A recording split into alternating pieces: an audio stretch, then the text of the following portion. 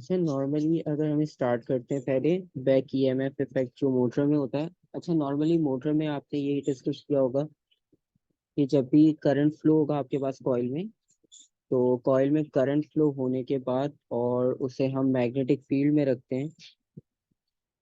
Normally अगर आप motor का स्ट्रक्चर सिंपल सा डिस्कस,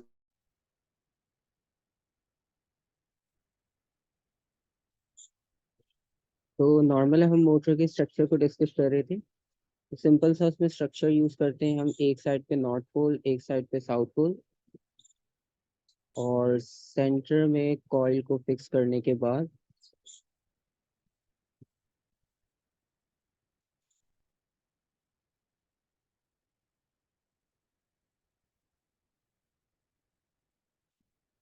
और उसमें जब करंट फ्लो करेगा उस कॉइल में,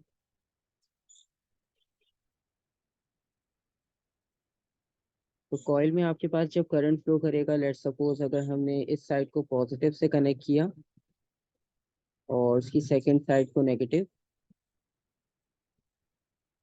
तो करंट जो है वो हमेशा पॉजिटिव से फ्लो होगा। तो करंट की डायरेक्शन आपके पास पॉजिटिव से फ्लो होगी, और यहाँ से करंट अपवर्ड डायरेक्शन में मूव करेगा, और यहाँ करंट जो है वो डाउनवर्ड डायरेक्शन में मूव करेगा। और मैग्नेटिक फील्ड जो होगी, मैग्नेटिक फील्ड की direction from north to south होती है हमेशा। तो मैग्नेटिक फील्ड आपके पास नॉर्थ टू साउथ फ्लो करेगी। और इसमें एक कॉन्सेप्ट आपने किया होगा कि अगर आपने फोर्स फाइंड आउट करनी है कि इस कॉइल पर, ये जो हमारे पास सेंटर में है, इसके सेंटर में एक्सल भी होगा ताकि रोटेट कर सके एक फिक्स पॉइंट के अराउंड। तो अब जो कॉइल की रोटेशन होगी, वो रोटेशन हमने फाइंड आउट करनी होती है कि कॉइल जो है वो किस डायरेक्शन में रोटेट करेगी। और अगर सिंपल अगर हम इसकी वन साइड देखें, तो एक पॉइंट पर जो फोर्स अप्लाई होगी वो डिफरेंट होगी, और जो सेकंड पॉइंट पर फोर्स अप्लाई होगी वो डिफरेंट डायरेक्शन में होगी। तो उसकी डायरेक्शन को फाइंड आउट करने के लिए आप कौन सा रूल यूज करते हो?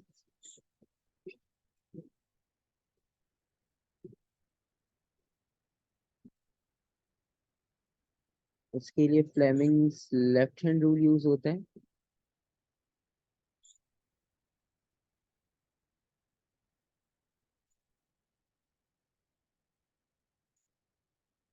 और Fleming's left hand rule use करते हुए हम जो पैरामीटर्स सेट करते हैं,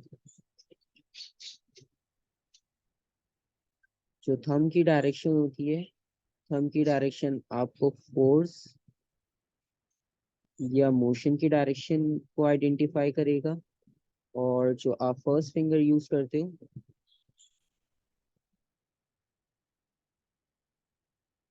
तो फर्स्ट फिंगर को आप प्लेस करते हो किसकी डायरेक्शन में, मैग्नेटिक फील्ड या इलेक्ट्रिक करंट?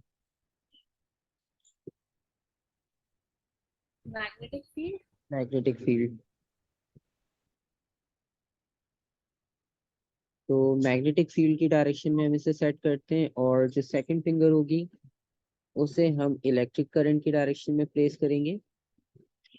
और ये तीनों एक दूसरे के परपेंडिकुलर होगी। आपको उसका सेटअप तो पता होगा कि आप इसे किस तरह से सेट करते हो, करंट। अब लेट सपोज अगर आप, जो अभी मोटर है हमारे पास, उसके अकॉर्डिंगली आप इस लेफ्ट हैंड रूल को अप्लाई करो। तो आप जो फर्स्ट फिंगर को रखोगे, फर्स्ट फिंगर आपकी जो है वो नॉर्थ से साउथ की तरफ होगी।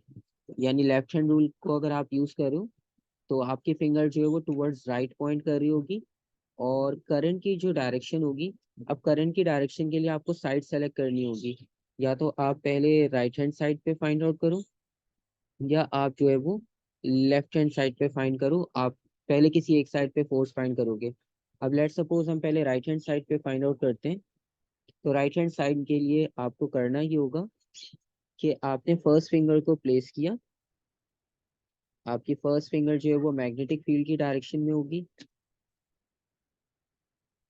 तो ये फर्स्ट फिंगर है मैग्नेटिक फील्ड की डायरेक्शन में, और जो सेकंड फिंगर है वो करंट की डायरेक्शन को शो करेगी। तो सेकंड फिंगर डाउनवर्ड पोजीशन में होगी। और अब जो थंब की डायरेक्शन है, थंब की डायरेक्शन इंडिकेट करेगी आपके पास जो कॉइल है वो उस पर फोर्स किस डायरेक्शन में अप्लाई हो रही है। ठीक है। तो आप सारी फिंगर्स की ओरिएंटेशन को बिल्कुल परपेंडिकुलर रखो। फर्स्ट फिंगर जो है वो आपके पास यहाँ बी की डायरेक्शन में होनी चाहिए, सेकंड फिंगर यहाँ करंट की डायरेक्शन में। तो आपके पास कंप्लीट ओरिएंटेशन इस तरह से रखोगे तो थंब की डायरेक्शन कहाँ पर होगी?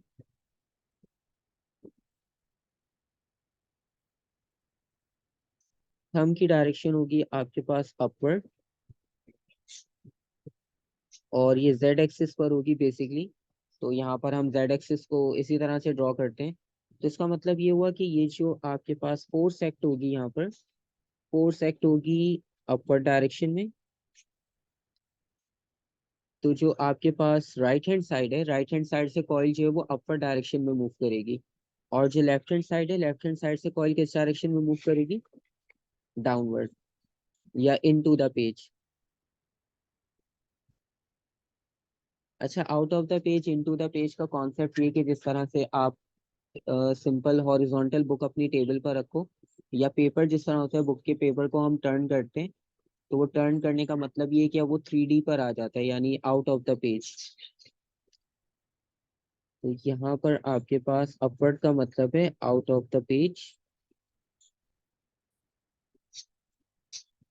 और जो लेफ्ट हैंड साइड पर फोर्स अप्लाई होगी वो इनटू द पेज।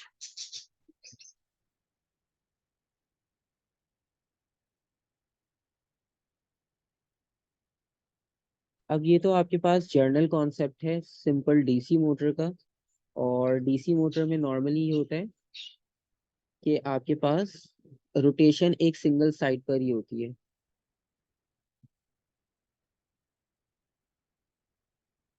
और इसमें एक सबसे इम्पोर्टेंट कंपोनेंट होता है कम्यूटेटर।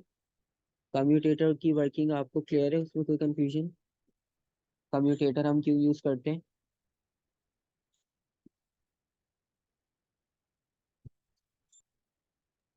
कम्यूटेटर स्लिप रिंग्स होते हैं। हाँ, मतलब आप उन्हें स्प्लिट रिंग्स भी कहते हो। स्लिप रिंग्स अलग होते हैं, और स्लिप रिंग और स्लिट दोनों अलग अलग चीजें। नॉर्मल अगर आप डीसी मोटर की बात करो, तो डीसी मोटर में हम यूज करते हैं स्प्लिट रिंग।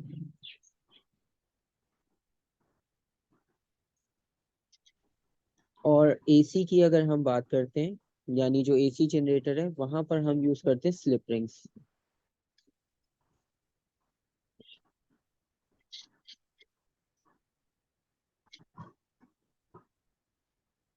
और दूसरा जो इसमें बैक ईएमएफ इफेक्ट है मोटर्स के लिए,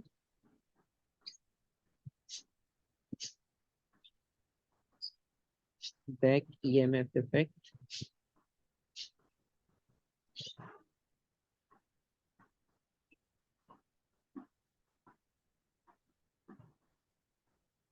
वो आपने वो कॉन्सेप्ट तो पढ़ा ही होगा। जब आप किसी भी कंडक्टर से करंट पास करते हो, तो कंडक्टर से करंट पास होता है तो उसके अराउंड मैग्नेटिक फील्ड जनरेट होती है, जिसे आप राइट हैंड रूल से फाइंड आउट करते हो। फिंगर की जो कर्ल डायरेक्शन होती है वो मैग्नेटिक फील्ड को, रोटेशन को शो करती है। और जो थंब होता है वो करंट की डायरेक्शन को शो करता है।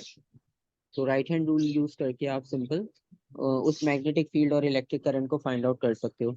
तो अगर आप सिंपल मोटर की एग्जांपल लो, तो मोटर की वर्किंग तो अब आपको आइडिया है कि किस तरह से होती है। एसी जनरेटर के बिल्कुल ऑपोजिट होती है। और जब कॉइल आपके पास रोटेट करेगी मैग्नेटिक फील्ड में, और अब मैग्नेटिक फील्ड में रोटेट करने के बाद होता ही है कि कॉइल में भी करंट पास हो रहा है। तो एक तो मैग्नेटिक फील्ड आपको मैग्नेट से मिल रही है, एक हमारे पास जो मैग्नेटिक फील्ड है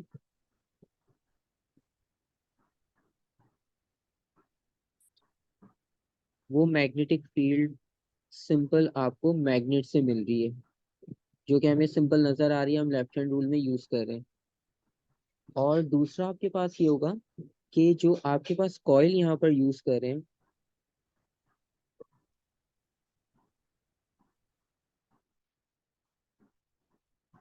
कॉइल में से जब आप करंट पास करोगे, तो कॉइल में से करंट पास होने के बाद उसके अराउंड भी जो है वो मैग्नेटिक फील्ड जनरेट होगी। क्योंकि जो सबसे पहला कॉन्सेप्ट आपने इलेक्ट्रोमैग्नेटिक इंडक्शन में किया होगा, राइट हैंड रूल का, तो वो यहाँ पर अप्लाई होगा कि इंडिविजुअल अगर आप वायर की एक साइड को कंसिडर करो, तो एक साइड से अगर करंट फ्लो कर रहा है वायर में, तो उसके अराउंड भी मैग्नेटिक फील्ड जनरेट होगी। और मैग्नेटिक फील्ड अब आपके पास यहाँ पर दो डिफरेंट सोर्सेज से मिल रही है आपको। एक आपको मिल रही है मैग्नेट से, और सेकंड आपको मिल रही है कॉइल की मैग्नेटिक फील्ड वाली फील्ड। तो ये दोनों आपके पास जो है वो मैग्नेटिक फील्ड एक ही टाइम पर आपको मिलेगी जब करंट फ्लो होगा डीसी मोटर में, आपके पास कॉइल रोटेट कर रही होगी। और अगर आपको लेंस लॉ सिंपल याद हो,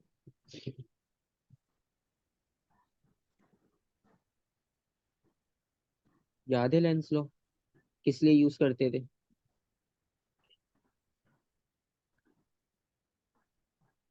अच्छा, नॉर्मली ये होता है कि लेंस लॉ उसमें Faraday's law of electromagnetic induction के साथ ना, फेराडेज लॉ ने ये बताया था कि अगर आपने ईएमएफ इंड्यूस जो हो रहा है उसकी वैल्यू फाइंड आउट करनी है, तो rate of change of flux के इक्वल होता है। मतलब जितनी मैग्नेटिक फील्ड आपके पास पास होगी, क्रॉस करेगी किसी एरिया को, या जितना मैग्नेटिक फील्ड में चेंज आएगा with respect to unit time, तो वो आपके पास ईएमएफ की वैल्यू उतनी स्ट्रांग होगी। फिर लेंस लॉ ने उसकी डायरेक्शन इंडिकेट की थी कि अगर आपने डायरेक्शन को फाइंड आउट करना हो कि आपके पास जो कॉइल है उसमें से जितनी भी फील्ड क्रॉस होगी, या जो भी आपके पास परपेंडिकुलर सरफेस है वहां से जितनी भी फील्ड लाइंस क्रॉस होंगी, तो वहां पर जो मैग्नेटिक फील्ड होगी वो किस तरह से जनरेट होती है, या जो ईएमएफ इंड्यूस हो रहा है उसकी वजह से जो मैग्नेटिक फील्ड है तो उसकी डायरेक्शन क्या होगी। तो लेंस लॉ ने सिंपल ये बताया था कि आपके पास जो डायरेक्शन होगी इंड्यूस्ड ईएमएफ की, वो बिल्कुल ऑपोजिट होगी जो उस चेंज को प्रोड्यूस कर रहा है। ठीक है, कि सर आप वापस बता कि अगर आप सिंपल सी डेफिनेशन लिखो वो इस तरह से,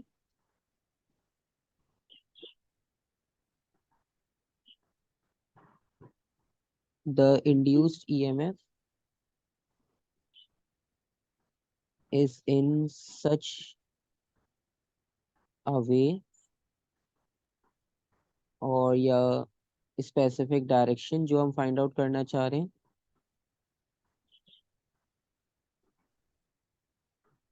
that opposes the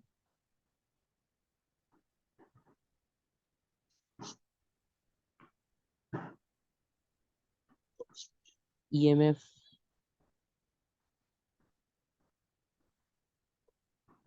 running the motor. तो लेंस लॉ का कॉन्सेप्ट यूज करके ही यहाँ पर मोटर का बैक ईएमएफ हम फाइंड आउट करते हैं। और इसका कॉन्सेप्ट इस तरह से दोबारा से अगर आप देखो, तो लेंस लॉ में हमने इस तरह से इसे कंसिडर किया था कि लेट सपोज अगर एक सिंपल कॉइल हो आपके पास सर्कुलर,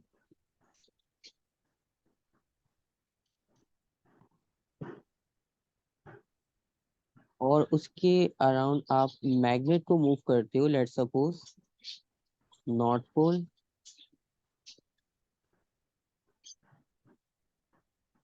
साउथ पोल। तो नॉर्थ और साउथ पोल में जब आप उसे मूव करोगे टूवर्ड्स और अवे द कॉइल, अब लेट सपोज इनिशियली हम इस मैग्नेट को मूव कर रहे हैं टूवर्ड्स कॉइल, और इसके साथ कनेक्ट कर लेते हैं हम एमीटर, ताकि जो भी डिफ्लेक्शन होगी वो डिफ्लेक्शन आपको यहाँ पर मिल जाएगी रीडिंग्स में, कि कितना ईएमएफ यहाँ पर इंड्यूस हो रहा है। अब वोल्ट मीटर लगा लो, आप एम मीटर लगा लो, तो डिफ्लेक्शन आपको मिल जाएगी।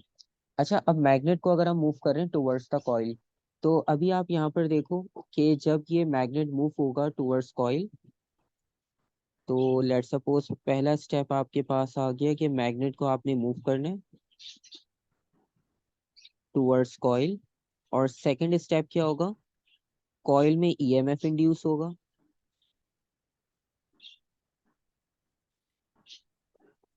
EMF induced in the coil. और जब कॉइल में ईएमएफ इंड्यूस होगा, तो अभी जो हमने कॉन्सेप्ट डिस्कस किया कि जब भी करंट पास होता है किसी भी कॉइल से तो उसके अराउंड मैग्नेटिक फील्ड जनरेट होती है। तो जब कॉइल में ईएमएफ इंड्यूस होगा तो कॉइल के अराउंड भी एक अपनी मैग्नेटिक फील्ड जनरेट होगी। ठीक है, एक तो मैग्नेट की मैग्नेटिक फील्ड थी वो तो नेचुरल मिल ही रही है हमें, लेकिन एक ईएमएफ इंड्यूस होने की वजह से भी आपके पास मैग्नेटिक फील्ड जनरेट होगी। मैग्नेटिक फील्ड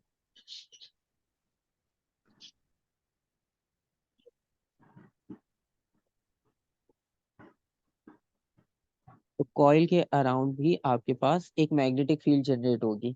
अच्छा, अब आपके पास देखो दो मैग्नेटिक फील्ड हो गई, एक तो मैग्नेट की और एक कॉइल की। तो वो जो हम पहले यहाँ डिस्कस कर रहे थे कि दो मैग्नेटिक फील्ड, तो वो दो मैग्नेटिक फील्ड यही वाली हैं। एक आपके पास मैग्नेट की वजह से मिल रही है और एक कॉइल की वजह से। अब लेंस लॉ ने डायरेक्शन इस तरह से आपको बताई थी कि अभी हम बात कर रहे हैं टूवर्ड्स द कॉइल की मूवमेंट की। तो जब वो टूवर्ड्स कॉइल आएगा, तो अभी हमारे पास कौन सा पोल पोल है कॉइल के क्लोज, नॉर्थ या साउथ?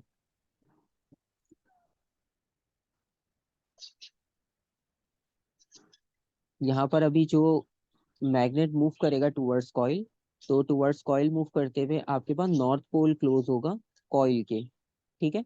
तो अभी नॉर्थ पोल आपके पास जो है वो कॉइल की तरफ आ रहा है, तो जो कॉइल की साइड है राइट हैंड साइड, क्योंकि मैग्नेट उसी साइड से मूव कर रहा है, तो यहाँ पर जो जनरेट होगी मैग्नेटिक फील्ड, और उसका जो पोल आपके पास यहाँ जनरेट होगा वो होगा नॉर्थ पोल। तो जिस डायरेक्शन में भी मैग्नेट आ रहा होगा और जिस पोल की डायरेक्शन से आ रहा होगा, let suppose north pole close आ रहा है, तो कॉइल भी नॉर्थ पोल ही बनाएगा। और लेट सपोज अगर साउथ पोल मूव कर रहा होता टूवर्ड्स कॉइल, तो फिर नॉर्थ की जगह पे कौन सा पोल जनरेट होता, साउथ पोल। ठीक है। और इसी को अगर आप, सर वो तो अपोज करेगा ना। हाँ, वो ओपोज का कॉन्सेप्ट यही है कि अब दोनों आपके पास ऑपोजिट हो गए। अब ये नॉर्थ है तो कॉइल ने भी नॉर्थ जनरेट कर लिया, अब ये इसको अपोज करेगा कि ये इसकी डायरेक्शन में मूव ना करे, या जिस डायरेक्शन में भी मूव कर रहे हैं तो ये उसके ऑपोजिट जो है वो फोर्स अप्लाई करेगा।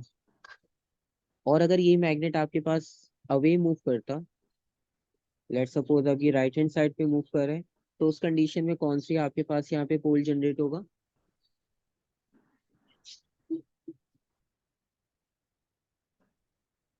उस कंडीशन में आपके पास साउथ जनरेट होगा, अगर आपके पास मैग्नेट अवे मूव कर रहा हो फ्रॉम द कॉइल।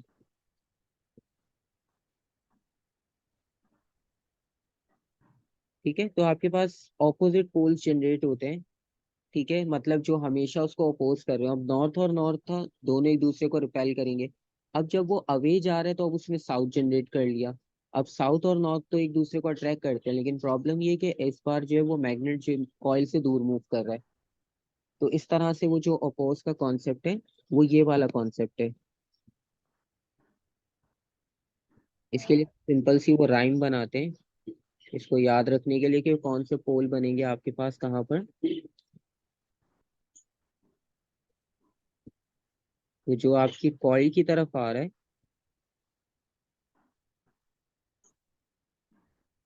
उसे आपने क्लोज नहीं आने देना। तो मतलब जो भी पोल आपकी कॉइल की तरफ आएगा, तो आप वही पोल जो है वो कॉइल पे जनरेट कर दो, तो वो इस दूसरे को अपोज करेगा। और जो पोल आपसे दूर जा रहा होगा कॉइल से, तो उसके ऑपोजिट आपने पोल जनरेट करना है, मतलब उसको फोर्स ऑफ अट्रैक्शन देनी है।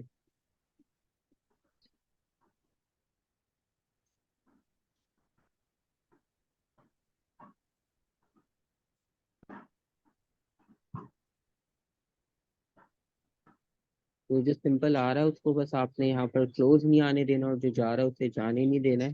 तो इस तरह से आपके पास जो है वो लेंस लॉ का सिंपल स्टेटमेंट होती है कि कॉइल पे आपके पास कौन से जनरेट होगा।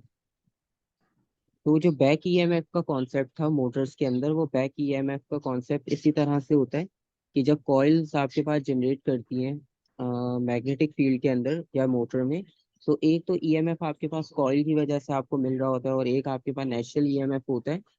तो अब इन दोनों की ऑपोजिट डायरेक्शन की वजह से मोटर में जो है वो जो ऑपोजिट आपको ईएमएफ की डायरेक्शन मिल रही है, या जो ऑपोजिट इफेक्ट की वजह से ईएमएफ मिल रहा है, जो कि यहाँ भी हमने सारा डिस्कस किया, तो इसकी वजह से जो है वो ऑपोजिट डायरेक्शन में मिलने वाले ईएमएफ को आप बैक ईएमएफ कहते हो मोटर्स के लिए। ठीक है। और जब मोटर बिल्कुल स्टार्ट होती है, अगर आप बिल्कुल इनिशियल स्टेज पे देखोगे, तो उस वक्त तो करंट अभी फ्लो करना शुरू होगा, उस वक्त मैग्नेटिक फील्ड जनरेट होगी, उस वक्त फोर्सेस आपके पास सारी अप्लाई होना स्टार्ट होंगी। तो उस वक्त आपके पास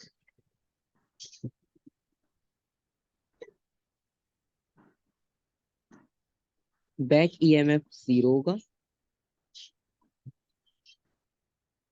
क्योंकि उस वक्त कोई हमारे पास अभी इतनी फोर्स स्ट्रांग जनरेट नहीं होगी कि हम वहां पर जो है वो ऑपोजिट फोर्स फाइंड आउट कर सकें, तो वहां पर जो है वो बैक ईएमएफ ऑलमोस्ट जीरो होगा। और जैसे जैसे आपके पास करंट पास होगा, ईएमएफ आपके पास जनरेट होगा, स्पीड आपके पास इंक्रीज होगी और कॉइल रोटेट करना शुरू करेगी, तो वैसे वैसे जो है वो आपके पास बैक ईएमएफ इंक्रीज होता रहेगा। अच्छा, नॉर्मली ये होता है कि हम जो मोटर्स कंसिडर करते हैं इसमें हम सिंगल कॉइल कंसिडर करते हैं।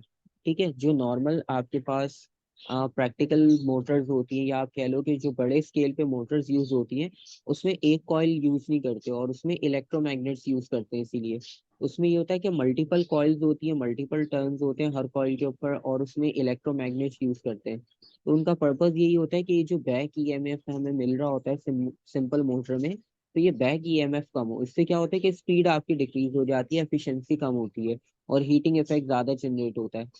तो ये सारी चीजों को ओवरकम करने के लिए जो है हम सिंपल फिर मल्टीपल कॉइल्स यूज करते हैं और मल्टीपल आपके पास इलेक्ट्रोमैग्नेट्स होते हैं, जिसकी वजह से एफिशिएंसी आपकी इंक्रीज हो जाती है। ठीक है।